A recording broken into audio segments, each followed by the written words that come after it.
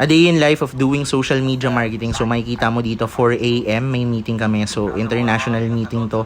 More than 1,000 people na nasa meeting. Barcelona, Portugal, Spain, lahat ng country, Romania, Kazakhstan, Philippines, Colombia, Mexico. So nandito lahat. And Arab team as well. Sounds off muna, baka mapakinggan nyo yung pinag-uusapan sa meeting as well. So ayan, makikita mo more than 400 yung nasa Zoom meeting pero nasa more than 1,000 people kasi merong mga offices abroad as well. Kararating ko lang ng office, sobrang nakakapagod. Katapos ko lang din magpagupit.